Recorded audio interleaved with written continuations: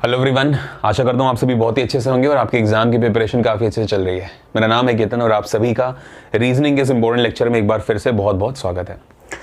देखो यार, हम लोग डाइस पढ़ रहे थे राइट, और अब फाइनली हम उस पॉइंट पे पहुंच चुके हैं जब हम क्लोज डाइस पूरी कंप्लीट कर चुके हैं और अब फाइनली वो टाइम आ चुका है कि अब हम ओपन डाइस के बारे में डिस्कशन करेंगे राइट। तो इस पूरे वीडियो में मैं आपको ओपन डाइस के बारे में चीज़ों को समझाऊंगा कि कैसे कोई डाइस को हम जब ओपन करते हैं तो किस तरह के वो व्यूज़ देती है या फिर किस तरह की उसमें पोजिशनिंग्स रहती हैं, तो उन सभी पे हम बात करेंगे। ठीक है, और काफ़ी ज़्यादा इंपॉर्टेंट टाइप है, लास्ट टाइप है ये। ठीक है, और इसके बाद फिर हम ओपन डाइस पे कुछ जो प्रीवियस ईयर प्रॉब्लम्स हैं उनको डिस्कस करेंगे राइट। तो वो आपकी नेक्स्ट वाली वीडियो में होगी, बट इस वाली वीडियो में पहले हम ये समझते हैं कि ओपन डाइस एक्चुअली में है क्या। ठीक है, तो देखो जैसे कि हमारे पास एक क्लोज डाइस आया, फॉर एग्जांपल मैं यहीं पर एक क्लोज डाइस आपको बनाकर दिखाता हूं। ठीक है, तो मान लीजिए इस तरह से हमारे पास एक क्लोज डाइस है जिसमें कुछ नंबर्स लिखे हैं, जैसे 6 है, 5 है और यहां पर 3 है। ठीक है, अब हमसे ये कहा गया कि अगर हम इस क्लोज डाइस को क्या कर दें, ओपन कर दें, मतलब इसके फेसेस को हम ओपन कर दें तो किस तरह से ये डाइस दिख सकती है। तो इसको अगर हम ओपन करेंगे, ठीक है, तो ये डाइस बहुत तरह से दिख सकती है, जिसमें से मैंने आपके सामने यहां पर कुछ एग्जांपल्स पुट किए हैं। ठीक है, जैसे 1 2 3 4 5 6 7 8 9 है ना, तो ये कुछ ऐसे डाइस दिख सकती है। हालांकि ये एक स्पेशल केस होता है, ठीक है, ये वाला और ये वाला, तो ये हम बाद में डिस्कस करेंगे कि इसको कैसे किया जाता है। बट फिलहाल के लिए आप ये समझिए कि बचपन में हम एक गेम खेलते थे, वीडियो गेम हैंड वाली, है ना। तो उसमें क्या होता था, एक बिल्डिंग ब्लॉक्स करके एक गेम होती थी, तो उसमें हमें इस तरह की शेप्स आती थी और हमें एक बिल्डिंग बनानी रहती थी। आपको याद होगा कि आप सभी ने खेला होगा बचपन में, तो ये कुछ वैसा ही है। उस समय हमको नहीं पता था कि वो बिल्डिंग ब्लॉक्स एक्चुअली में ओपन डाइस होते हैं, लेकिन आज आपको पता लग गया होगा कि वो एक्चुअली में ओपन डाइस ही थे, है ना। तो उन्हीं को हमें यहां पर डिस्कशन करना है। तो हम इससे कंसर्न नहीं है कि ये खुल के कैसे आया, अब हम इससे कंसर्न है कि ओपन डाइस तो हमारे पास आ चुकी है, ये जब बंद होगी, जब ये वापस से क्लोज होगी, तब ये कैसे दिखती है। ठीक है, तो हम उससे कंसर्न है। तो नेक्स्ट वाले पार्ट में, नेक्स्ट वाली वीडियो में हम उसके ऊपर बात करेंगे अच्छे से।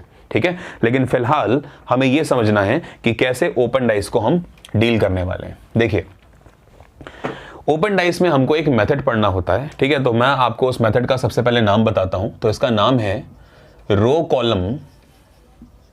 ठीक है, row column alternate, row column alternate combination method.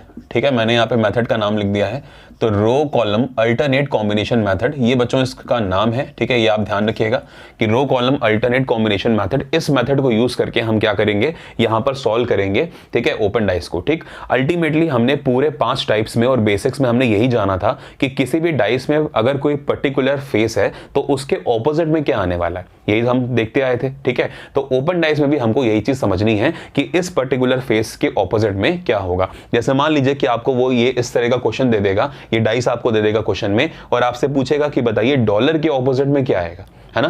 तो एक तो ये इस टाइप के क्वेश्चन बनते हैं, और एक जो अच्छे लेवल के क्वेश्चंस बनते हैं जैसे कि ये हैं, तो ये हम बाद में डिस्कस करेंगे। ठीक है, इसमें क्या कहता है कि अगर ये ओपन डाइस अगर बंद कर दी जाए तो आपको ऑप्शंस में 4 क्लोज डाइस दे देगा और आपसे बोलेगा कि बताइए कि अगर हम इस डाइस को बंद करें तो कौन सी क्लोज डाइस बनकर सामने आएगी। ठीक है, तो वो हम नेक्स्ट पार्ट में देखेंगे। फिलहाल समझिए जो मेथड हमारा वो क्या है, row column alternate combination method. ठीक है, इस मेथड की ना लिमिटेशन है, इस मेथड की लिमिटेशन क्या है कि ये मेथड जो है या तो रो में लगता है या तो कॉलम में लगता है, पहली बात। ठीक है, आप रो और कॉलम दोनों में एक साथ इस मेथड को नहीं लगा सकते।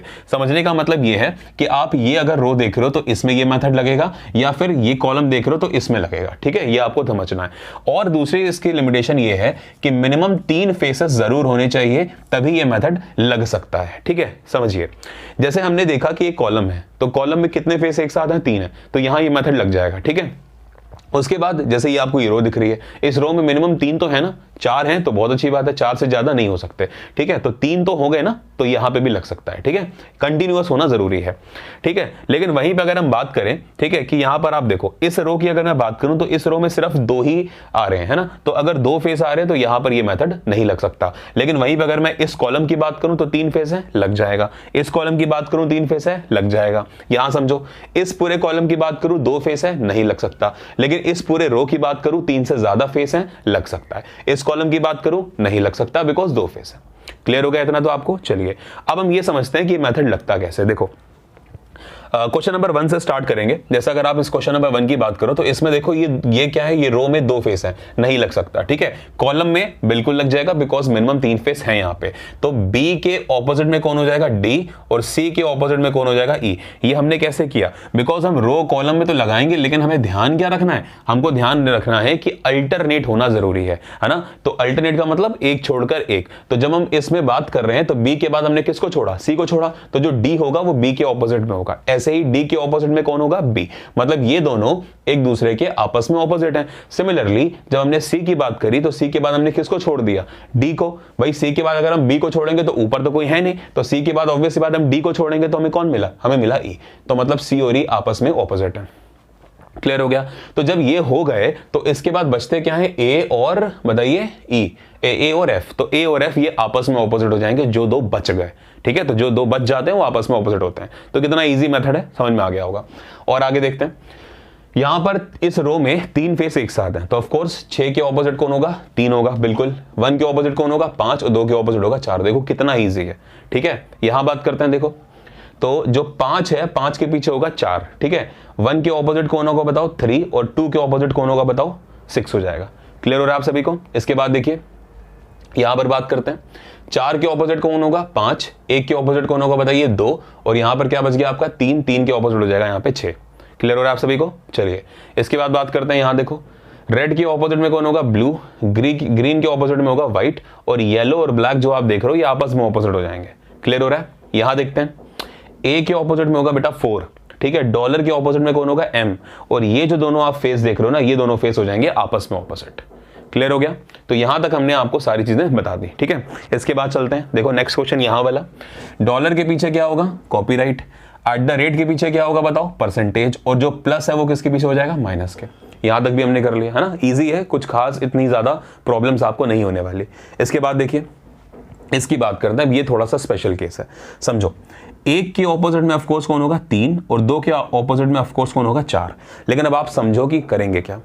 ये जो यहां पर लग रखे हैं ना, जैसे ये जो आपको डिवाइड दिख रहा है और यहां पर आपको इक्वल दिख रहा है, तो याद रखिएगा डिवाइड और इक्वल ये आपस में एक दूसरे के साथ लगते हैं। मतलब इधर राइट वाले एक दूसरे के साथ लगेंगे, लेफ्ट वाले एक दूसरे के साथ लगेंगे, लेकिन लगते कैसे हैं वो समझो, ठीक है। मैं क्या कर रहा हूं, मैं इसको हटा रहा हूं, ठीक है। ये आपको समझ में तो आई गया कि ये फेस एक दूसरे के ऑपोजिट होंगे, हम इनको हटाते हैं, ठीक है। और मैं आपको ध्यान से समझाता हूं कि कैसे सॉल्व होते हैं।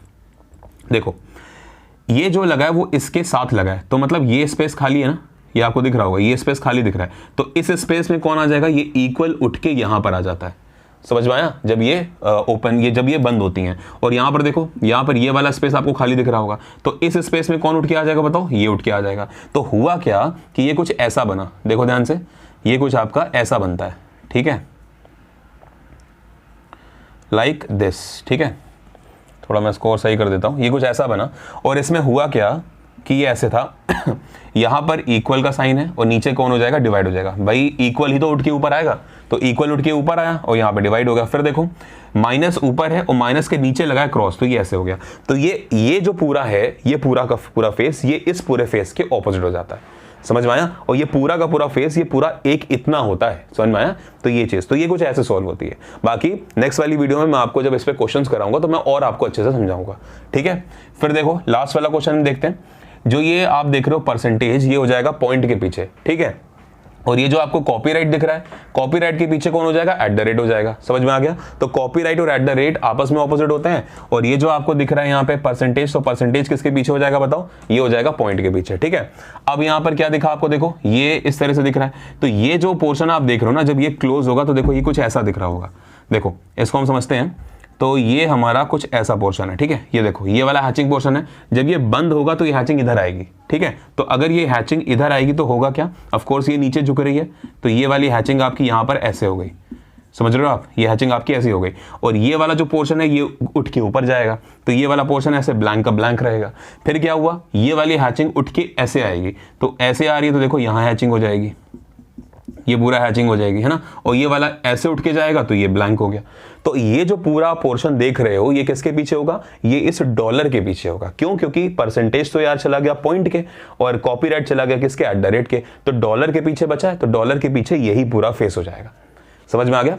तो इस तरह से हमने यहां पर देख लिया कि रो कॉलम अल्टरनेट जो कॉम्बिनेशन मेथड है इसको हम कैसे यूज करते हैं। ठीक है, तो ये जो आपके सामने मैंने 7 से 8 एग्जांपल्स डिस्प्ले किए, इसके थ्रू आपको ये समझ में आ गया होगा कि मेथड लगाते कैसे है ना, कि अल्टरनेट चलता कैसे, राइट। और नेक्स्ट वाला जो वीडियो होगा उसमें हम इस बारे में बात करेंगे कि इनके एप्लीकेशंस कैसे हो सकते हैं जब हम किसी ओपन डाइस को बंद करते हैं, मतलब क्लोज करते हैं। ठीक है, अभी हमने सिर्फ ये देखा है कि कोई ओपन डाइस को कैसे ऑपोजिट फेसेस में समझा जाए।